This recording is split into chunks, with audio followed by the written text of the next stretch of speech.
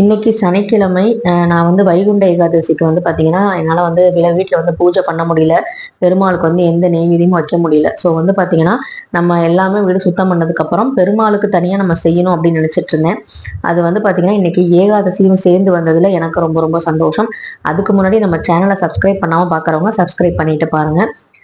நான் காட்டுற பூஜை அந்த வீடியோ இதெல்லாம் வந்து பார்த்துட்டு எங்கள் வீட்டில் இருக்க அந்த பூஜை அந்த ஃபோட்டோ அந்த விளக்கு இதெல்லாம் வச்சு தான் பூஜை பண்ணாதான் நமக்கு வந்து நல்ல பலன் கிடைக்கணும்னு தயவு செய்து மைண்டில் ஏற்றிக்காதீங்க. அந்த மாதிரிலாம் எதுவுமே கிடையாது. நம்ம வீட்டில் அகல் விளக்கு இருந்தால் அதை வச்சு தான் ஏற்ற முடியும்னா அதுக்குமே ஒரு பவர் இருக்குது. நம்ம மைண்டு ஃபுல்லாகவே அந்த அகல் விளக்கு நல்லபடியாக எரியணும். இந்த வெளிச்சம் மாதிரி எங்கள் வீடு ஃபுல்லாக நல்லபடியாக வெளிச்சம் இருக்கணும்னு நினச்சிட்டு ஏற்றினாலே போதும்.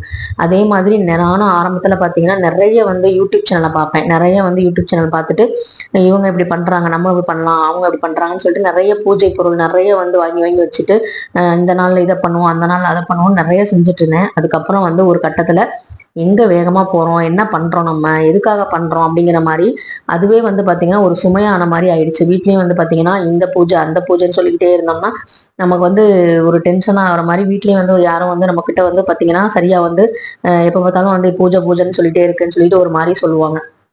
ஸோ வந்து பாத்தீங்கன்னா வெள்ளி செவ்வாய் நம்ம எப்பவுமே எல்லார் வீட்லயும் பூஜை பண்ணுவோம். அதை வந்து நான் வந்து ஃபிக்ஸ் பண்ணிக்கிட்டேன். வாராகி அம்மனுக்கு பஞ்சமி நாள்ல ஃபிக்ஸ் பண்ணிக்கிட்டேன். அமாவாசை நான் கலசம் மாத்துறதுங்கிறது எனக்கு வந்து என்னோட குருநாதர் வந்து கோவில்ல சொன்னது. அதை வந்து நம்ம மாற்ற முடியாது. அப்புறம் புரட்டாசி விரதம் நம்ம இருக்கிறோம். ஸோ ஒரு வைகுண்ட ஏகாதசி நான் விரதம் இருப்பேன், சாமி கும்பிடுவேன். ஆனால் இந்த வருஷம் கும்பிட முடியல. அதனால சனிக்கிழமை ஏகாதசி நம்ம கும்பிடுவோம், நான் கும்பிட்றேனே தவிர மற்றபடி வந்து நம்ம வந்து இன்னொருத்தவங்களை பார்த்து நம்ம காப்பி பேஸ்ட் பண்ணோம்னா நம்ம மனசுக்கு வந்து திருப்தியாவே இருக்காது. எப்பவுமே நம்ம மனசு சொல்றதை நம்ம கேட்கும்போது நமக்கு வந்து திருப்தியா இன்னும் பண்ணலாம். இப்போ வாராகி அம்மனுக்கு சில பேர் வந்து தேங்காய் தீபம் வந்து வீட்டுல ஏத்துவாங்க. அது வந்து நான் வந்து ஏத்துறது கிடையாது. நான் வந்து ஆரம்பத்துல ஏத்திட்டு இருந்தேன். அதுக்கப்புறம் வந்து பாத்தீங்கன்னா அது வந்து கோவில்ல ஏத்துறதா நல்லது அப்படின்னு சொன்னாங்க. அதனால வந்து நான் நிப்பாட்டிட்டேன். நமக்கு வந்து வாராகி அம்மனுக்கு ஒரு அகல் விளக்கு ஏத்தி வச்சு நீங்க வந்து அர்ச்சனை பண்ணி அவங்களுக்கு சக்கரவள்ளி கிழங்கோ இல்ல வந்து மரவள்ளி கிழங்கோ இல்ல பானகமோ ஏதோ ஒன்று வச்சு நம்ம சாமி கும்பிடலாம். ஆனா வாராகி அம்மனே வீட்டுல வைக்கக்கூடாதுன்னு கூட சில பேர் சொல்லுவாங்க. ஆனா எனக்கு வந்து அவங்க வாங்கிட்டு வந்ததுக்கு அப்புறம் தான் இந்த மாதிரி நியூஸ்லாம் வந்து நிறைய வந்துச்சு. ஆனா நான் வந்து வீட்டுக்கு நான் ஒரு தெய்வத்தை நம்பி அழைச்சிட்டு வந்து என்னை காப்பாத்துவாங்கன்னு கூட்டிட்டு வந்த தெய்வத்து மேல நான் சந்தேகப்படக்கூடாது. எந்த சுச்சுவேஷனா இருந்தாலும் எனக்கு வந்து அவங்க கூட இருப்பாங்க, நான் நம்பி தான் கூட்டிட்டு வந்தேன்.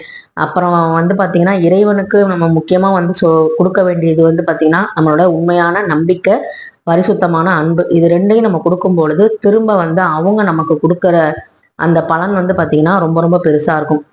ஸோ வந்து பாத்தீங்கன்னா எனக்கு என் பூஜை ரூம்ல இவ்வளவுதான் இருக்கணும், இவங்க தான் இருக்கணும், இவங்க மூலமா எனக்கு நிறைய நல்ல விஷயம் நடந்திருக்கு, அவங்களுக்கு நான் நன்றி சொல்றேன் அப்படிங்கிற மாதிரி தான் வந்து நான் வந்து பூஜை பண்றேன். இது வந்து பாத்தீங்கன்னா ராமர் ஜாதகம், அதாவது நான் ஸ்ரீராம ஜெயம் எழுதுறேன் இல்லையா, அந்த நோட்ல வந்து இருந்தது. இன்னையோட வந்து ஸ்ரீராம ஜெயம் வந்து பாத்தீங்கன்னா கரெக்டா ஏகாதசி அன்னைக்கு முடிஞ்சிருச்சு இந்த நோட்டு. இதை வந்து என்ன பண்ணணும்னு ஒரு சிஸ்டர் வந்து கமெண்ட்ல வந்து கேட்டிருந்தாங்க. அதுக்கும் நான் பதில் சொல்லியிருந்தேன். இதை வந்து நம்ம வந்து பூஜையில வச்சே நம்ம பூஜை பண்ணிக்கலாம். அப்படி இல்லைன்னா ஏதாவது ஒரு கோவில்ல போய் நம்ம வேண்டுதல் நிறைவேறினதுக்கு அப்புறம் நம்ம வெத்தலை மாலையோ இல்லை வந்து துளசி மாலையோ சாத்தி ஆஞ்சநேயர் பாதத்துல வச்சு வழிபடலாம். இது வந்து உங்களுக்கு நடந்து முடிஞ்சதுக்கு அப்புறம் நம்ம ஓடும் நீர்ல கூட நம்ம விட்டுறலாம். இன்னைக்கு வந்து பாத்தீங்கன்னா ஏகாதசிக்கு நான் வைகுண்ட ஏகாதசி சொன்ன மாதிரி நான் பிரசாதம் எதுவுமே பண்ணல இல்லையா. அதனால இன்னைக்கு வந்து எனக்கு கல்கண்டு பொங்கல் வந்து செய்யலாம் அப்படின்னு சொல்லி தோணுச்சு. அது மட்டும் இல்லாம எங்க வீட்டுக்காரர் வந்து முந்தா நாள் வந்து கேட்டாரு, கல்கண்டு பொங்கல் செஞ்சு சாப்பிடணும் போல இருக்கு அப்படின்னு. ஸோ வந்து பாத்தீங்கன்னா நம்ம வந்து அதை வந்து ஒரு அடுப்புல வச்சு சமைச்சு கொடுத்தோம்னா அது வெறும் சாதாரண ஒரு உணவு கொடுக்குற மாதிரி தான், உணவு சமைச்சு கொடுக்குற மாதிரி தான். அதுவே இறைவனுக்கு நம்ம படைச்சு அதை வந்து நம்ம கொடுக்கும்போது அது பேர் பிரசாதமா மாறிடும்.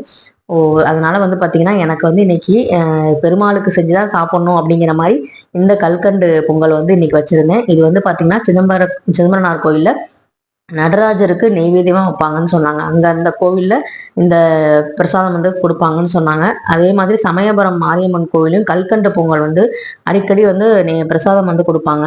அதனால வந்து பாத்தீங்கன்னா நம்ம வந்து பால்ல தான் வந்து பாத்தீங்கன்னா அந்த பச்சரிசியை வந்து வேக வைக்கணும். பால் நல்லா காய்ச்சினதுக்கு அப்புறம் 1 டம்ளர் அரிசிக்கு நம்ம வந்து 1½ டம்ளர் பால் எடுத்துக்கலாம்.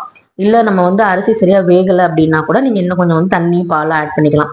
1½ டம்ளர் பால், 1 டம்ளர் தண்ணி, அதுக்கப்புறம் வந்து அந்த கல்கண்டு இதெல்லாம் வந்து நல்லா நம்ம வந்து காய்ச்சி அதை வந்து கரைச்சது அப்புறம் சாதம் வெந்ததுக்கு அப்புறம் அதுல ஊற்றணும். ஏலக்காய் வந்து நம்ம பொடியா வந்து செஞ்சு வந்து ஏலக்காய் பொடியாவும் தூவலாம். நான் வந்து டைரக்டா இடிச்சு வந்து அப்படியே வந்து தூவிட்டேன். ஏன்னா ஏலக்காய், இந்த பச்சரிசி, இந்த கல்கண்டு எல்லாமே மகாலட்சுமிக்கு உரியது. மகாலட்சுமி யாருக்கு பிடிக்கும்னா திருமாலுக்கு பிடிக்கும். ஸோ வந்து பாத்தீங்கன்னா அதே மாதிரி நம்ம கிட்ட எந்த நெய்வேத்தியம் இல்லாட்டியும் உலர் திராட்சையும் இந்த கல்கண்டும் இருந்தாலே மகாலட்சுமி ரொம்ப சந்தோஷப்படுவாங்க. அந்த உலர் திராட்சை, ஏலக்காய், கல்கண்டு, பச்சரிசி, நெய் இது எல்லாமே மகாலட்சுமிக்கு உரிய பொருள். இது அத்தனை நாளையும் நான் வந்து நல்லபடியா வந்து அதாவது கல்கண்டு சாதம் வந்து பண்ணிட்டேன். இது வந்து நல்லா குலைவா இருந்தால் தான் பார்த்தீங்கன்னா நல்லா கேசரி மாதிரி, அதாவது இந்த அக்கார வடசல் மாதிரி நல்லாவே இருக்கும். எனக்கு இதை பார்க்கும் போது அது மாதிரி தான் இருந்துச்சு. பெருமாளுக்கு ஸ்ரீரங்கம் கோவிலில் அக்கார வடசம் ரொம்ப ரொம்ப ஃபேமஸ்ஸு. அதை வந்து பார்த்தீங்கன்னா நல்லபடியாக வந்து வெள்ளித்தட்டில் அவருக்கு வந்து பரிமாறினதுல இன்னைக்கு எனக்கு ரொம்ப ரொம்ப சந்தோஷம். அதோட சேர்த்து வந்து பார்த்தீங்கன்னா பருப்பு பாயாசமும் வந்து செஞ்சுருந்தோம். எனக்கு வந்து இன்னைக்கு பருப்பு பாயசம் சாப்பிடணும்னு தோணுச்சு.